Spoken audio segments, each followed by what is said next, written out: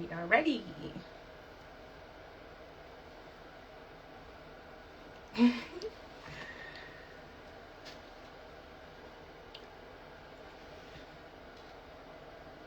Hi guys. Hi EC. Hi guys, thank you for tuning in. Welcome. Please share with your friends and family. Today is going to be very interesting, very educational. You don't want to miss this, so please share on your story. Hi Isibu. It's been a minute. Make sure you stay and share this with your followers. The flyer is on my page, New Mom Diaries. So thank you guys for tuning in. Welcome. So we're just gonna wait at least say 3 minutes, and then we're gonna start regardless of the amount of people that we have on.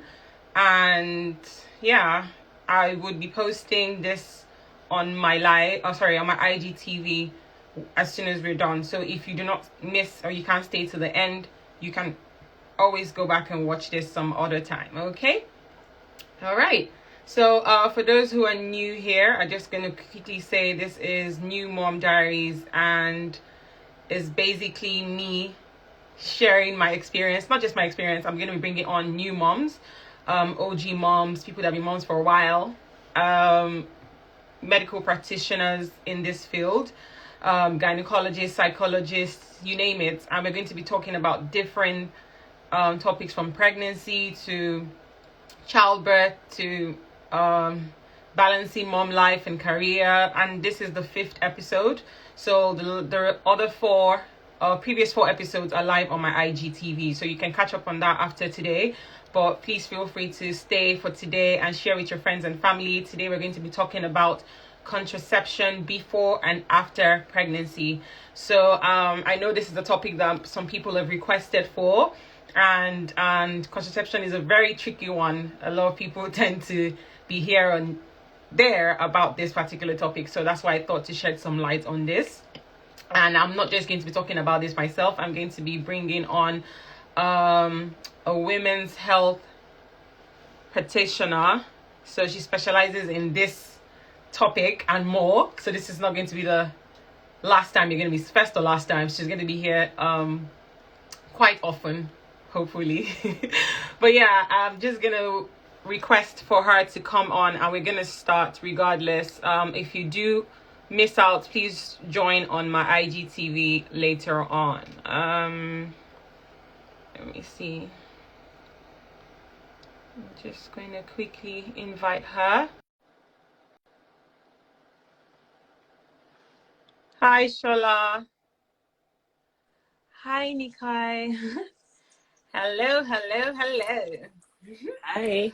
Hi, how you doing today, beautiful? I'm good.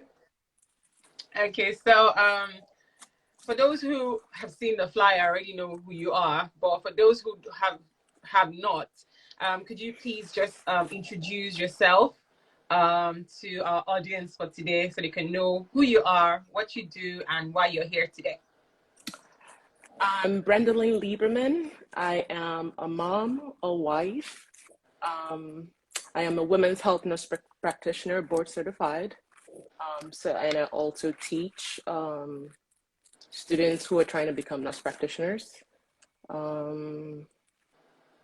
That's it. What else? Okay, I guess we will share more. Yes, I forgot to tell you. I am Amaka's twin, just older, few years. Okay, guys, I actually did leave that out. I don't know if you guys have actually noticed the resemblance. Yeah, she's my twin sister. I don't know what she's talking about. 10 years or no 10 years. We are twins, okay? But yeah, thank you for tuning in and gracing us with your presence today. And we have a lot to talk about. But before we actually get into the main topic of the day, you're also a mom, and which is like the whole point of this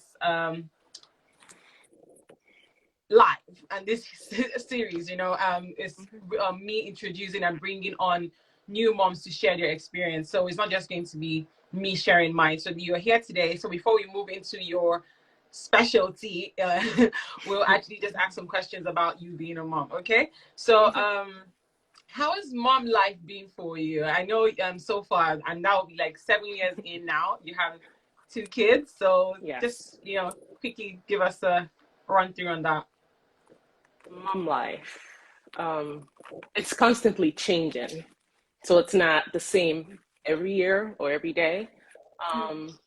First time being a mom was scary. First week in, I was crying for my mom. Second time around, it's easier because there's not that pressure anymore of wanting to do everything perfectly. So far, I have learned in the last 7 years that it's not about doing stuff perfectly. It's more about doing what's best for your kids. Being a parent is not easy. It's a full-time job, and you're continuously learning stuff every single day.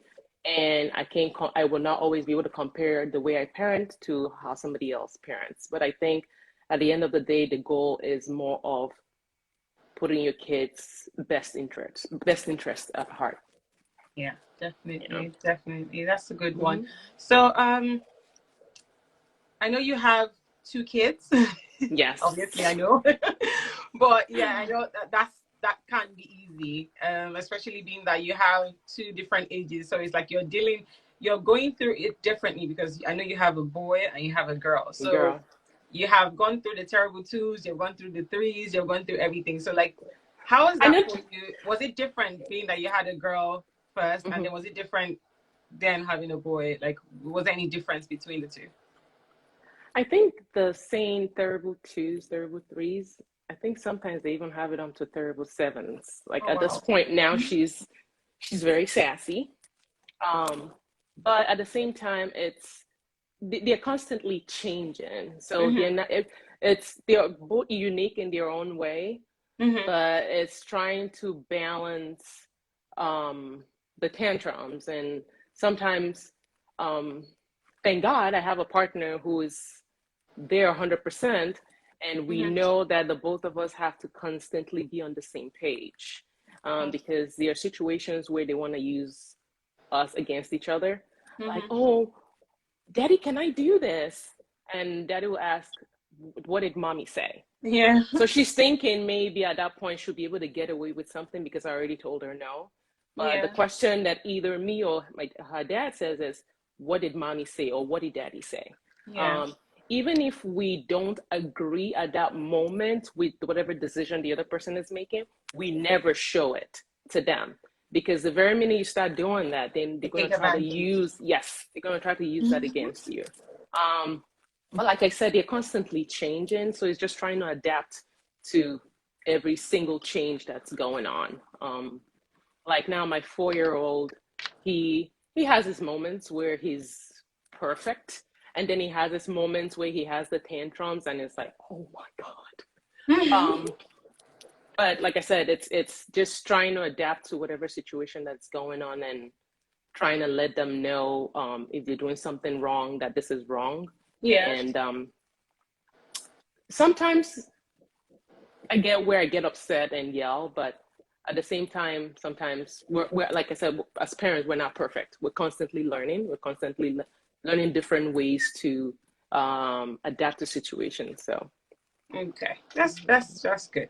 So just gonna go into, before we get, I'm just gonna ask you one second, having a bit of an issue here. I don't know what that's showing. Okay. All right. So before we go into the main thing of the day, I just want to ask you 2 more questions. So but just briefly run through for us, how are your pregnancy and deliveries in both cases? Let's see. My first pregnancy, I think it was a little bit easy for me, I would say. The more of my concern was more of the heartburn that I constantly was getting, and that was very annoying because even to drinking milk, I was getting a heartburn. But I would say between my first and second pregnancy, my second pregnancy was very difficult on me. I had every symptom in the book. It was not fun. I was having migraines every day, and obviously you can't take certain medications for pain when you have migraines. I had the situation where I was constantly spitting in cups. I don't know, for people who are in the US, the red Solo cups was like my friend. Yeah. I go to Costco and Sam's and I get the really big one, and I was constantly spitting in a cup. That was disgusting. Constantly get vomiting. I was always tired. The second pregnancy was really, really difficult compared to the first. Oh. Both of them did take their sweet time to come, so I was past my due date. And at 40 weeks, I told my doctor, I was like, I'm ready for this baby to come out. And she's like, oh, you know, you can wait a whole week. You know how this works. I was like, oh, no. If you don't do this in 3 days, I'm going to find a way to make this baby come out regardless. So they were both over past their due date. So I was induced. I think for my daughter, it was 19 hours. For my son, it was 21 hours of waiting, and it was not fun.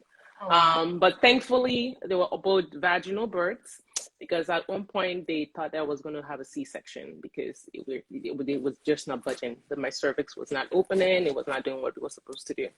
But I did have them vaginal births, both of them. And I also had to, I'm going to use the medical term, but I had to get cut to make it easier for the baby to come out. Yeah. Okay. Mm-hmm. Doesn't sound nice, but yes, okay.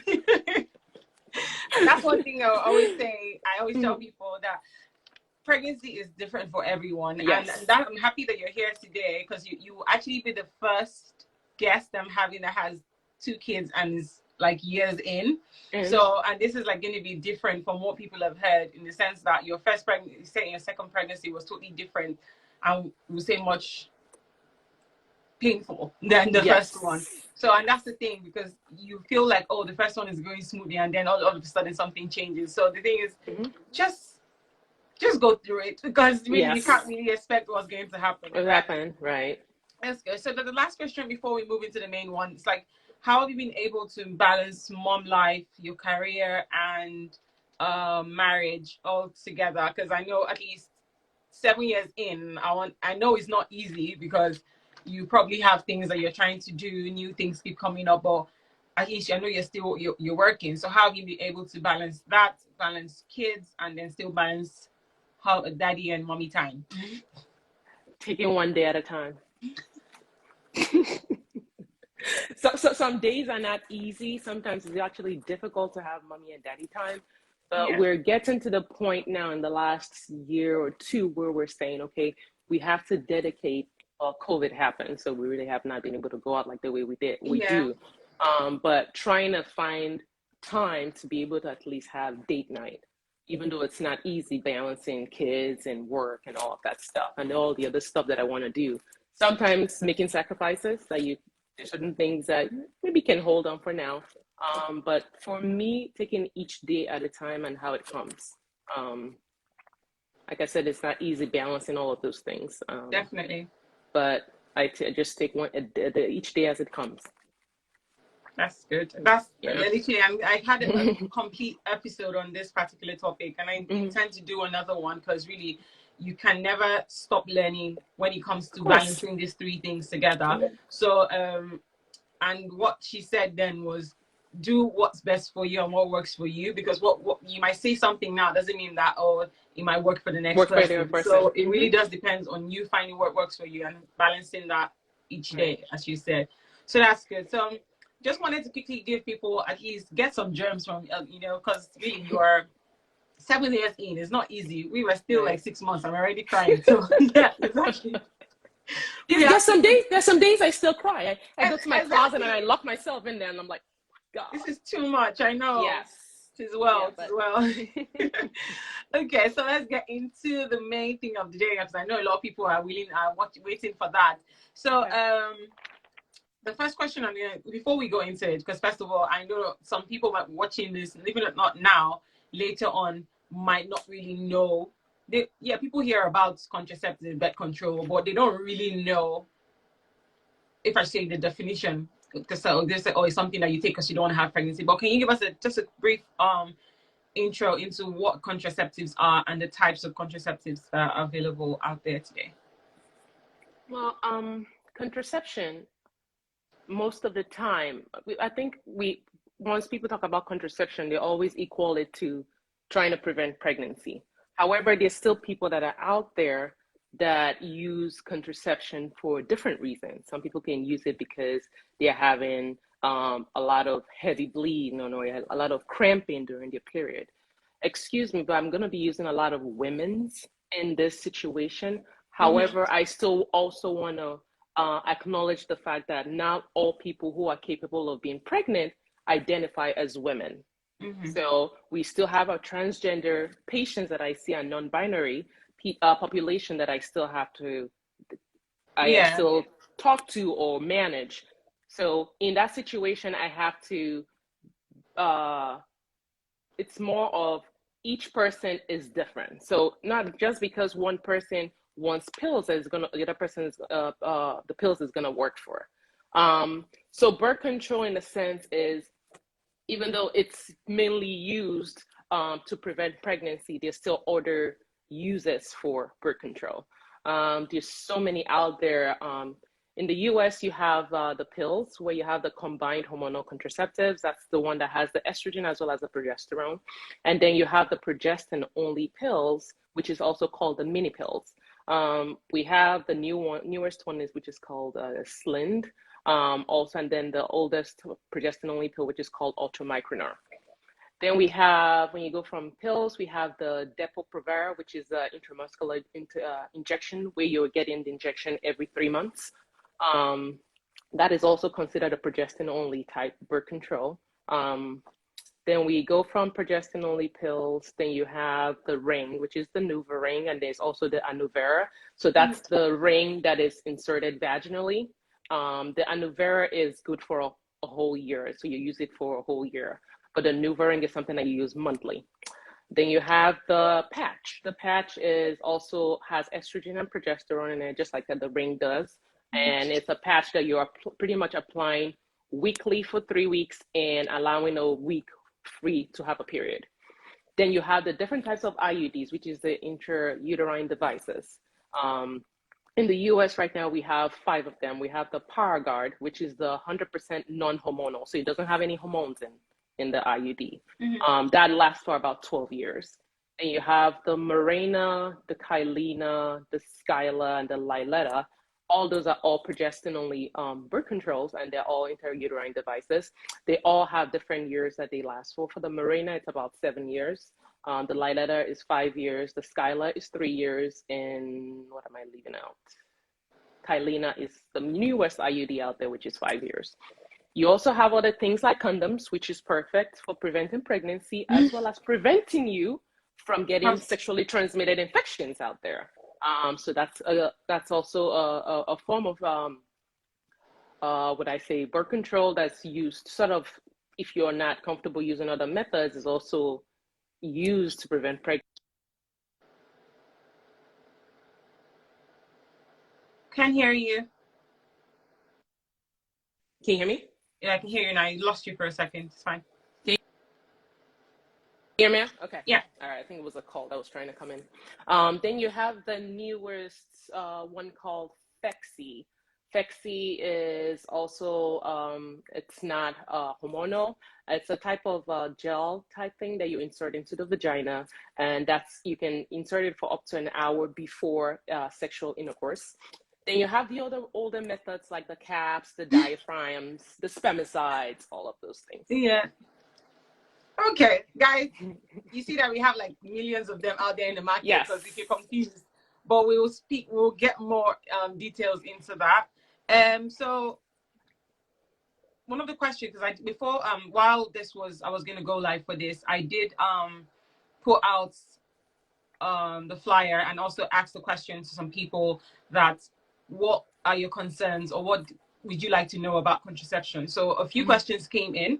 Okay. So I'm just going to quickly run through some of them so we can see if we have enough time to go through them. If not, we would carry on another day. But the first question that came in was how do you determine the best one for each for each individual? So how do you know that this contraception will work for me, or this, how do you decide that?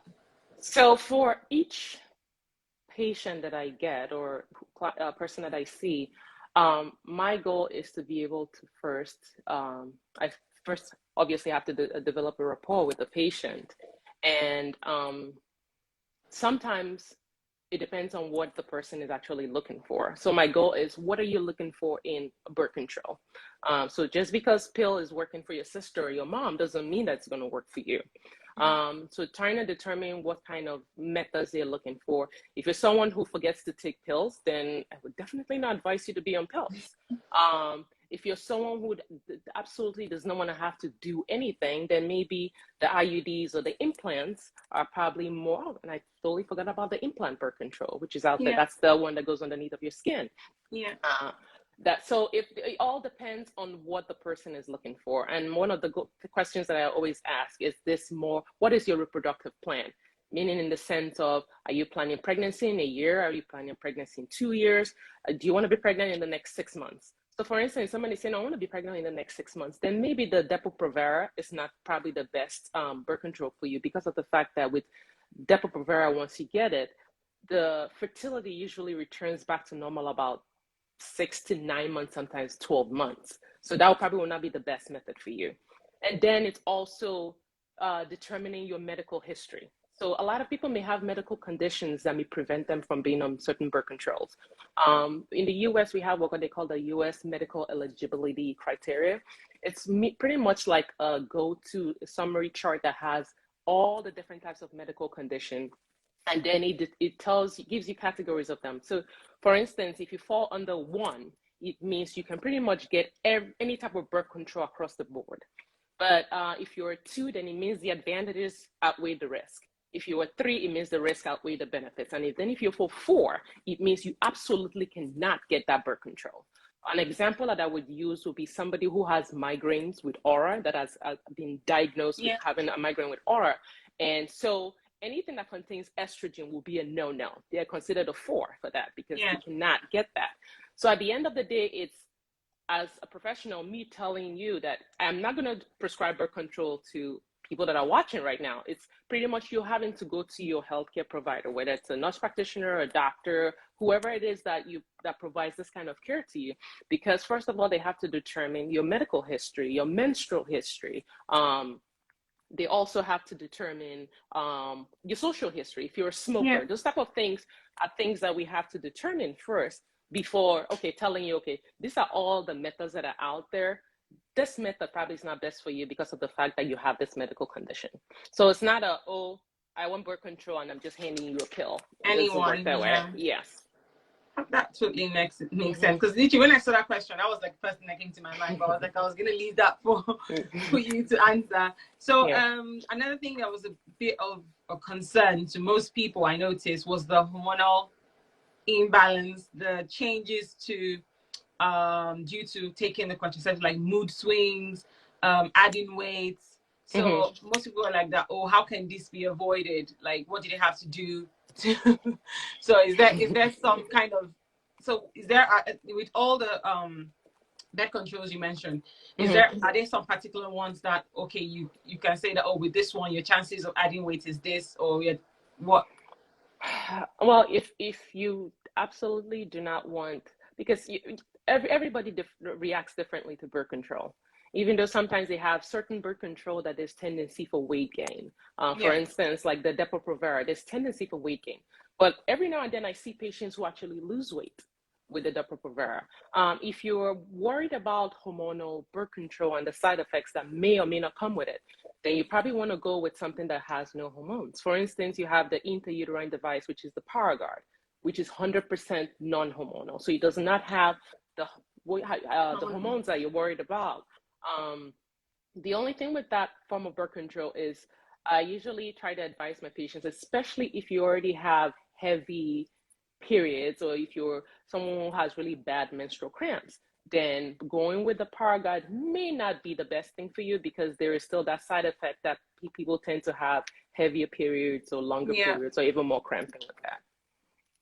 Okay, so I was gonna what you just answered now is going to lead me to another question. You kind of already mentioned it. So someone said, that she found out that there are hormonal and non-hormonal birth controls. So Mm-hmm. out of all these birth controls that you mentioned, I said you already mentioned one of them that is totally that has no hormonal changes that affect that. So is there any other one, and which are the ones that do have those, or how do you know?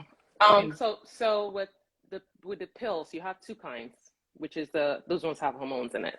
The implant has hormones in it. The IUDs, the five that I mentioned, have hormones. So like the Kylena, the Liletta, all of those have hormones in it, except the Paragard, which is a copper IUD. That one does not have any hormones in it. And like I said, if you're not comfortable using an intrauterine device, then maybe going with condoms may work for you. Or sometimes people use caps and diaphragms, or even the newest one that was just FDA approved, I think, last year, which is the Phexi. But with those kind of birth control, you have to be responsible, meaning in the sense of with the Phexi, I think you have to insert it up to an hour before any form of sexual contact. And you have to keep it reapplying depending on how often you're being sexually active. Same thing as condoms. And with all this type of birth controls, they all have the failure rate. So for instance, with like the IUDs, the implants, or if you decide to go where you want to do sterilization. So for those who do not want to have kids, period, then maybe going with sterilization is probably a way to go. With those type of methods, you're having, like with the IUDs and the implant, it's usually less than 1%. So 1 in 100 people will get pregnant with that birth control. So it's very effective.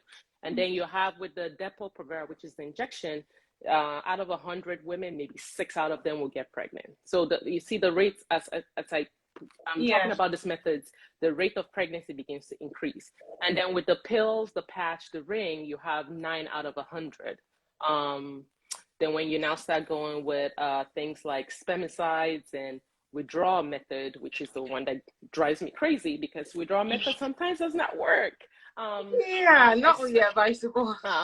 Because out of those 100 people that use that method, 27 will get pregnant.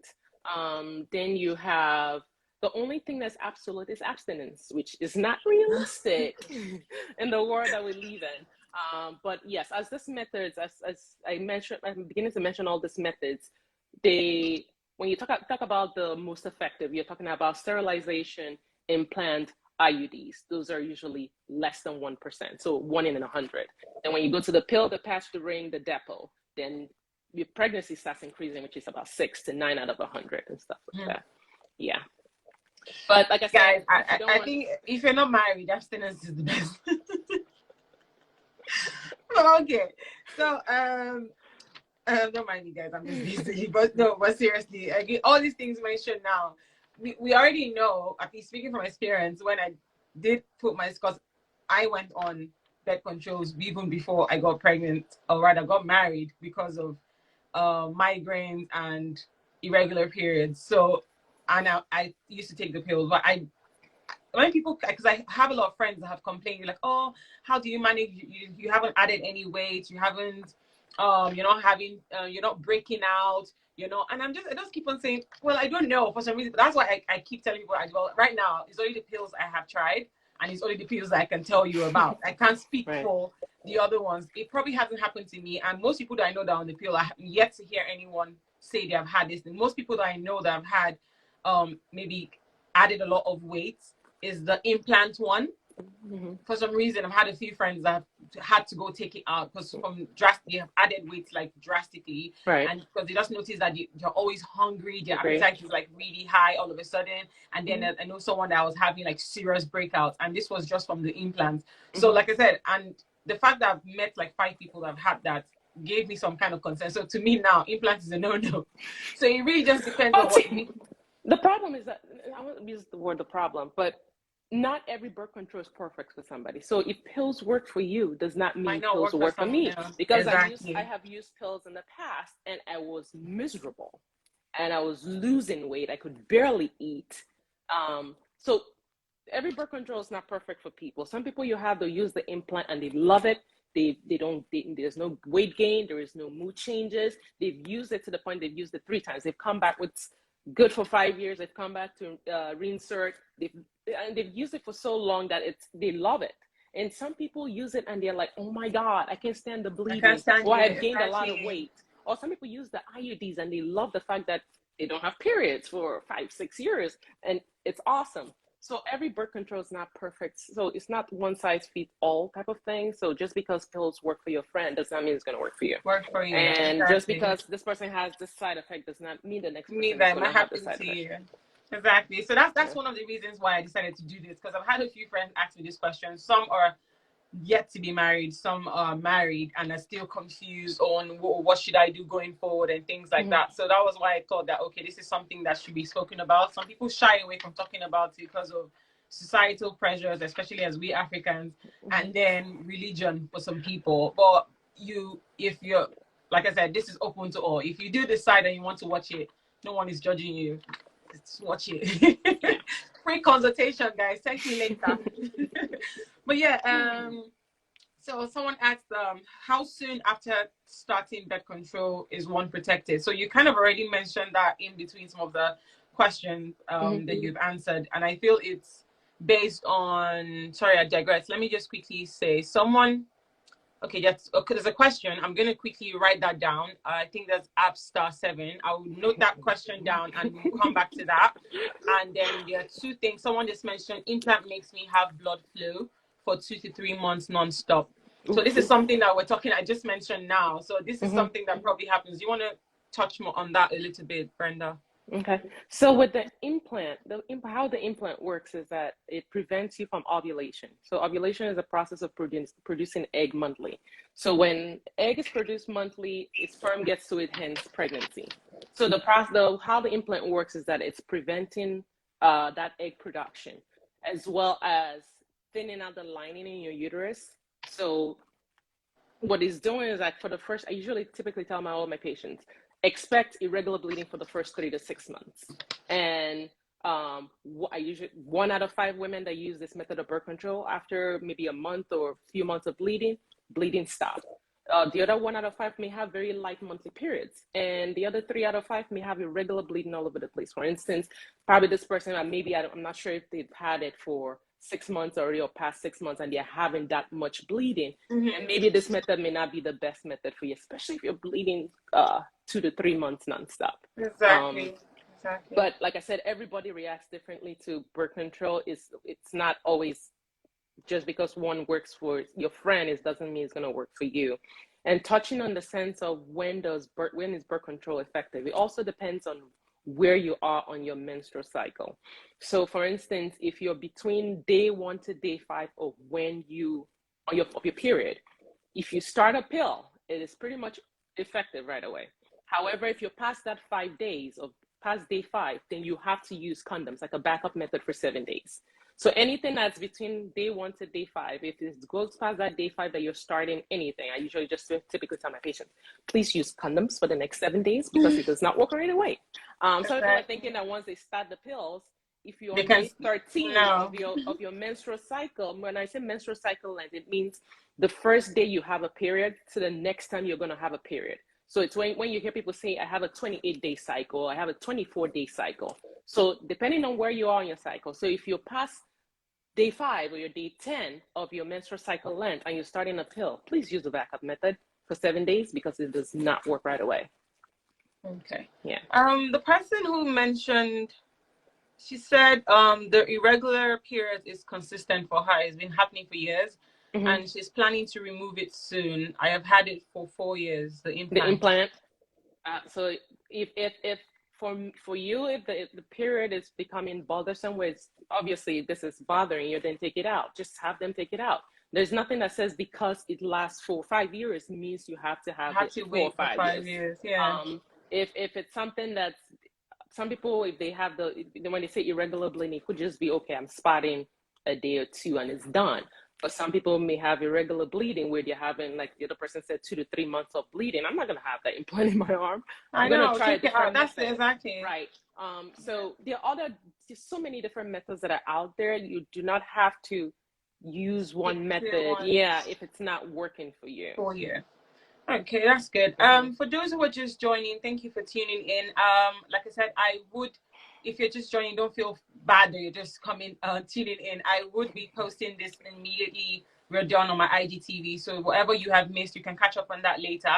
And while we're talking, I'm going to be going through some of the questions that some people asked on Instagram. But if you do have a question, please feel free to use the question option on down below your screen to start sending in the questions, because time is ticking, and take advantage of this free consultation, guys, because I'm going to start charging you guys money very soon. But yeah, another question that came in was, because the topic of today is contraception before and after. I know some people that were not on contraception, they're married now, they're not on contraception before giving birth to your child, but now they're beginning to consider it because of now they've had baby and they're probably about to pull out their hair and they're like, no, this is not happening to me. So now they're beginning to consider having it, even if they probably didn't want to have it before. So so the question is now that what do they have to do? Is there any, or do they have to wait? Because I think some of the questions came from people that just gave birth maybe like a month back, 2 months back, some people 6 months. So they're like, oh, is there any, what do they have to do? Do you have to wait for a period of time to start? Or, what do you tell them in that situation? All depends on, are they breastfeeding versus are they not breastfeeding? With combined hormonal contraceptive like the pills, the patch, the ring that contains estrogen, the World Health Organization recommends, even though I think it's CDC says they have to wait 3 weeks after, usually the World Health Organization actually recommends for people to wait longer. So for me, I try to stay away from anything that contains estrogen for at least 7 to 8 weeks, just because of the fact that for somebody who has never been pregnant, the risk of a blood clot with birth control, especially those that contain estrogen, I think it's about 7 to 10%, just for somebody who's not pregnant. So for somebody who just had a baby, the risk factors of a blood clot is even higher. With anything that contains estrogen. So usually I tell my patients, wait at least 7 to 8 weeks. I don't think there are really any studies that shows that if the estrogen or progesterone has any effect on the babies while they're breastfeeding. But usually with my patients who are breastfeeding, I talk about more of the progestin only type methods for them. Even though many patients, especially those from when you have a baby, you can actually get birth control as quickly as 10 minutes after you deliver. So after the placenta has been delivered, you can actually have an IUD inserted. Wow. You can, so there are different kinds of insertion. So there's the post-placental, when the placenta has been delivered, or you have the timed where it's maybe a week or 6 to 8 weeks after delivery, or you can have at any interval. So probably after the 8 weeks, or nothing to do with pregnancy. So for those women who are breastfeeding, I would say probably lean more towards the progestin only type methods, at least until say maybe 8-9 weeks into after pregnancy. Then if you do want to consider the estrogen method, then that's okay by you.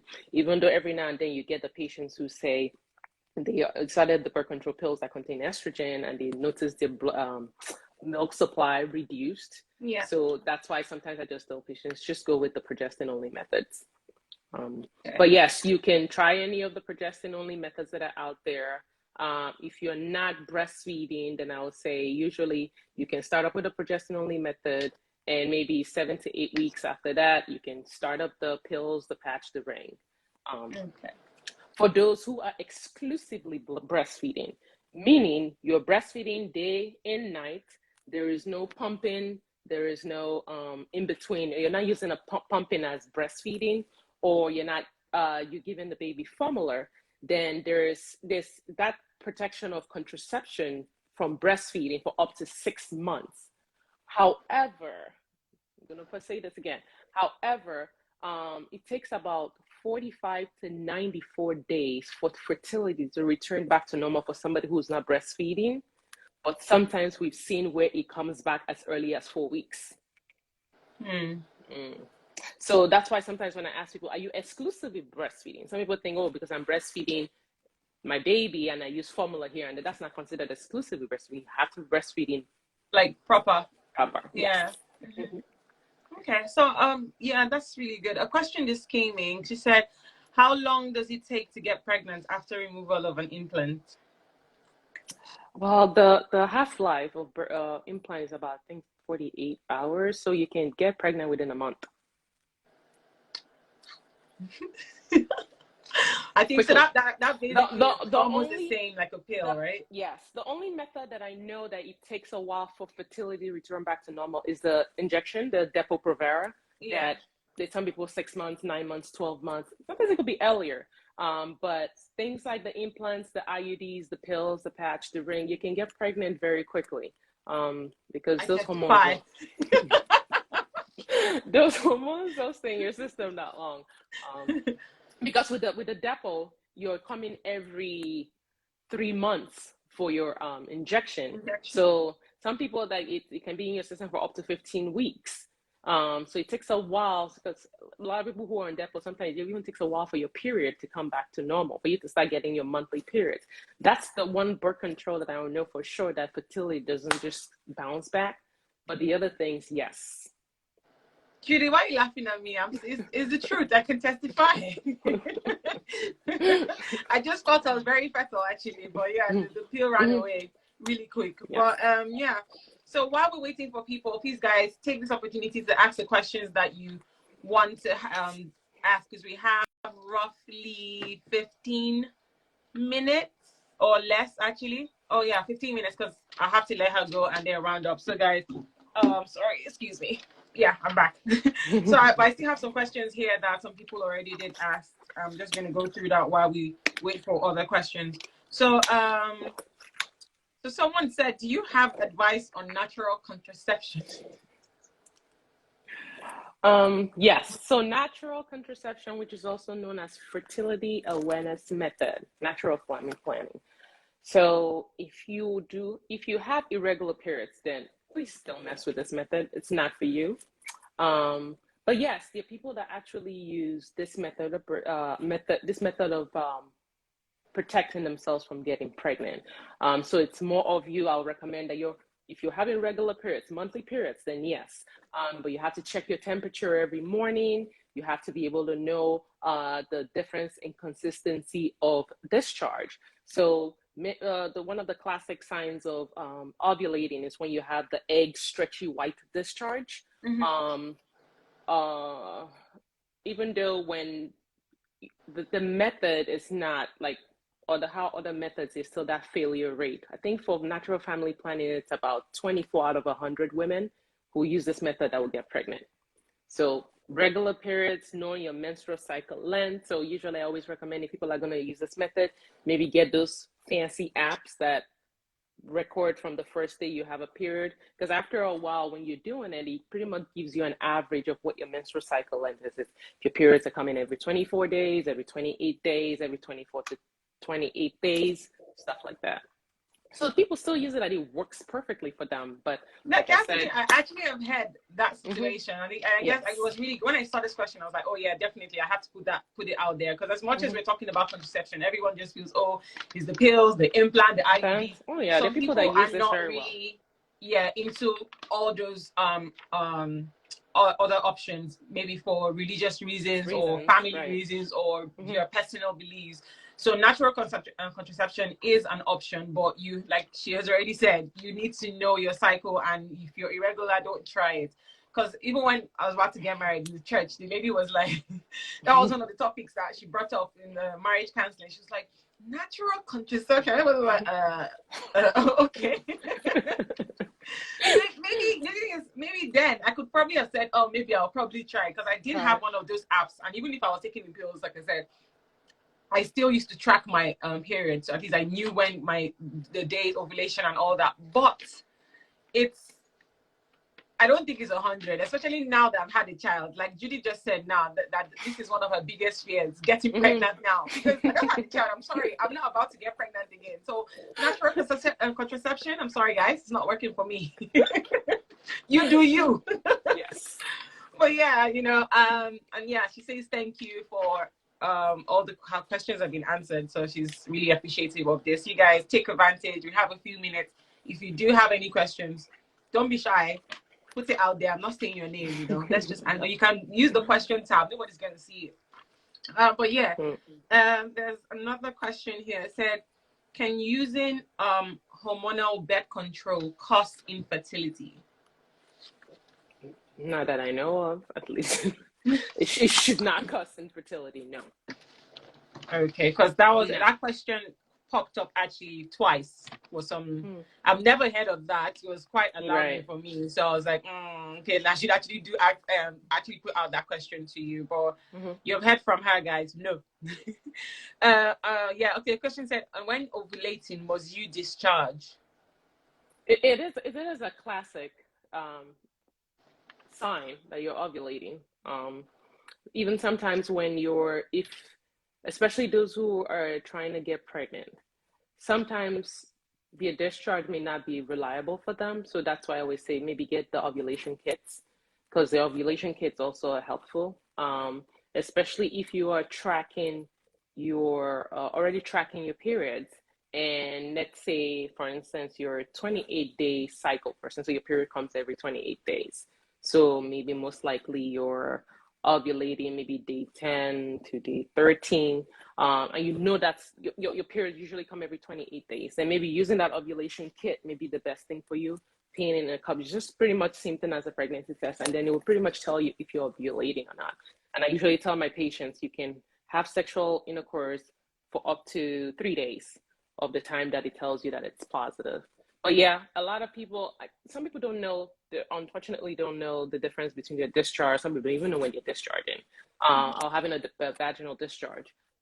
Sometimes you just see a little stain on their underwear, or it dries up and they don't even know what that is. Yeah. So if you're not, if you that doesn't happen with you, then I would say, please don't try the family guys, because you have to be able to be comfortable to be able to check your discharge. And yes, it's your body. Who else is gonna be comfortable with that? Yeah. So 2 questions just came in, and the first one was two questions and one thank you. So Sharon says thank you. And then a question came and says, can the withdrawal method or pre-com also make you pregnant? I hear that women that just gave birth are very open down there and can get pregnant quickly, even with these. How true is this, please? Withdrawal method, like I've been saying from the very beginning, with all the methods of how people use to prevent pregnancy. Out of 100 women that have used withdrawal method, 27, 15 to 25, 27 will get pregnant. So it's not that reliable. So at the end of the day, it's more on it's more on the guy, because the guy has to know when he is coming. And you guys got to realize there is, I'll use pre-ejaculation fluid, but people call it pre-com. Sometimes the guys don't know when that is happening, and that's how people get pregnant. So that's why I try to stay away from the withdrawal method. Just use condoms. She put her hand on her head. Well, I think I'm coming for one baby shower from Zoom.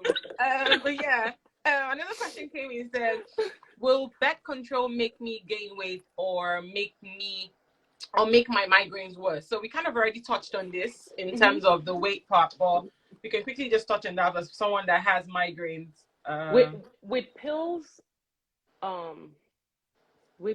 patch ring, it can go either way. Some people may gain weight, some people may lose weight.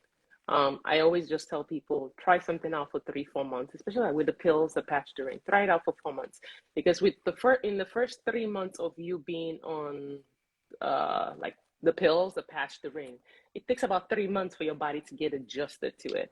So you may get the side effects like the headaches, maybe the breast tenderness. Some people may feel like their breast is enlarged. Some people may even have what they call breakthrough bleeding, where you're bleeding in between periods. But typically all the symptoms will go away after the 3rd month. So I typically tell my patients, by the 4th month, you should start feeling like yourself again. And if at the 4th month, 5th month, you're still having all the side effects, then maybe it's time for you to talk to your provider and say, hey, I've tried this out for 4 or 5 months. I'm still having all the side effects. Switch to something else. There's so many birth control pills that are out there that you don't have to be stuck on one particular pill. You got to keep trying different things until you figure out what works for you. What works for you. All right. Okay. Yeah, because I know a lot of people say, oh, the Depo-Provera makes people gain weight. Yes, there's a tendency for it to make you gain weight, but I have every now and then seen patients who lose weight with the Depo-Provera. So you got to try different things until you figure out what works for you. Okay, guys, you've heard from the specialist. You guys, you're gonna run me my check because this is like this costs money, guys. But yeah, quickly, because we have like 5 minutes, so guys, quickly run those questions in now so we can quickly take advantage of our special guest today. And a question just came in: I haven't discharged in a long time to indicate if I'm ovulating or not. Does this mean I should be worried? I would say if you're concerned about if you're fertile or not, maybe talk to your provider. Because everybody's different in the way their body works, and if you don't know when you're discharging, or maybe you're not even aware that it's happening, it doesn't hurt for you. There's so many products that are out there now that you can actually tell if you're fetal or not. But if you're that concerned, then follow up with your provider. Okay, you heard from the expert, guys. So someone just asked a question. I really don't know if we're not having that topic today, but yeah, someone said effective ways to get pregnant. Jumi K, we are going to this, like I said, this for if you're just joining in for the first time, this is New Mom Diaries, and I do this every Friday. So I'm going to be talking about different things, bringing different specialists, bringing different moms. So this is something that we're going to talk about as a topic on its own. But is there anything you want to say about that part, effective ways to get pregnant? So could you elaborate for me? If you don't mind using the question, I can give you the next 4 minutes to answer that question for you, Jimmy K. So you can go into the question tab, quickly elaborate. What do you mean? Are you saying in terms of things you should do, about maybe days that you should have sexual intercourse to get pregnant? Just try to be more specific. Exactly, so that way we can answer your question. Someone said they can answer that one. Well, like I said, it's a very broad question. So it is on what you're asking. Right. Exactly. So please, we have just let's say if I just want to be very nice, I can say another 4 minutes. So quickly pin that down there somewhere, and we'll quickly answer that for you. But while we're waiting for that, there's one. I think we've answered most of the questions, actually. I was like, oh, one more question. But then I think most of the ones that came in through my Instagram question poll has been answered. So, guys, in the last 3 minutes, if you do have any questions, please take this opportunity now to type it down, and we will quickly answer that for you. Stephanie says, thank you so much. Very informative. Really appreciate you. Sharon says very educative. Thank you. So yeah, everyone appreciates this, guys. Don't worry, I'll be dropping my check in your DMs. This is money. It costs money, guys. We love you too, Amaka. Love you too. Guys, people that are just joining, if you missed the first part, she's my twin sister. I haven't mentioned that. Just 10 years apart, but this is my I thought it was a few years, not 10 years. Well, I'm just like 10 years, like 10 days, guys. So yeah, I wish. But yeah, really, we have 2 more minutes, guys, before our special guest has to go. So if you do have any questions, please take the opportunity now to drop that in, and we will quickly answer that for you. But while we wait for that, I don't know, is there any other question I can think of? I think I've asked most of them, at least the basic one that most people worry about when they're considering going on contraceptives. But the thing is, as much as we've given you this information, it kind of answers most of your concerns, basic concerns. But when you do want to get one, you have to still go into the hospital, and most of your basic questions will still be answered, and most of the things we've said here today will still be said. So this is just for you to actually just push you in the right direction. Right. And you still need to be able to talk to your provider, because like I said, it's not just go in and they're handing you a pill or a patch or a ring or deciding to do an IUD. There are certain things that have to go into consideration. What is your reproductive plan? Are you trying to get pregnant anytime soon? What type of methods will work best for you? Because if you're someone who does not like to take pills, then you probably don't want to be messing with pills. Or if you're someone who does not want to have to do anything, then maybe the long-acting methods, like when I'm saying long-acting, it doesn't mean that Once you get it, you can get pregnant. It's just long-acting, meaning in the sense that you don't have to do stuff. It's low maintenance. So like the IUDs and the implant. So if at any point, say if you get the implant, it's 5 years, and you do decide, oh, in 2 years I want to get pregnant, you just go back there and they'll take it out, and you will be able to get pregnant. So, but they have to determine what your medical conditions, because there are a bunch of people that have a lot of medical problems that prevent them from getting certain birth control. So at the end of the day, yes, I may be able to give you all this advice of stuff, but at the end of the day, you still need to go to your provider. Okay, so you guys have had no questions have come in so far. So I think I was gonna say she should give her. Is there anything you want to add? Any advice you want to give people out there, new moms, even if it's not about contraceptive? You're a mom, guys. If you're just tuning in the last few minutes, she's actually a mom of 2 beautiful kids, my niece and nephew, and she's been a mom for 7 years now. So she's pretty much experienced, I would say, compared to the people, our previous guests that are all new moms. So if there's anything, is there any closing remark you want to give, even if it's on the contraceptives or just about mom life, and just in the next 1 minute, give us something. I would say no one parenting style is perfect. And at the end of the day, your goal is to be able to do what's best for your kids. You're going to get a lot of people who want to give you advice. Yeah, thank you for the advice. But at the end of the day, you are the one that will be able to make that best decision for your kid. Take care of yourself. It does not mean because you're a mom, you're going to forget about taking care of you. You got to take care of your mind, your body. And I'm pretty much just winging it at this point. Like every day is something new and I'm learning, and I'm not going to, I don't even consider myself an experienced parent because I'm constantly learning something. Definitely. So don't be too hard on yourself, because every day you're learning something and your kids are constantly changing as they grow. So the things that you are going to be learning. And for those of you who have partners, just make sure you're always on the same page, because your kids will find a way to use the 2 of you to butt heads. So always be on the same page. Maybe if you don't agree with what your partner is doing at that point, maybe talk about it when the kids are not there, not in front of them. But always be on the same page.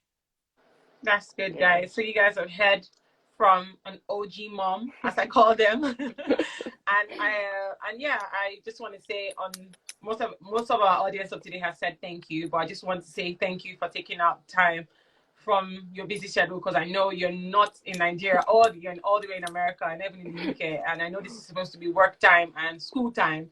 So thank you for taking out this hour to be with us today and to share your specialty. Guys, you'll be seeing more of her. Advantages of having a sister that's in this. She'll be back again because we have some other topics that we want to touch. So thank you again, and till next time, thank you. You're welcome, guys. Bye. All right. Bye. Bye. All right, then. So, guys, that's it for today. I hope you have enjoyed today's episode, and I hope you've been able to grab 1 or 2 things from everything that has been said today. Like I said, this is New Mom Diaries. I'm just here to share my experience alongside other new moms and bless you guys any way that I can. So I hope you've enjoyed today's episode. Until the next episode, stay blessed, stay beautiful. Have a blessed weekend, guys. Bye.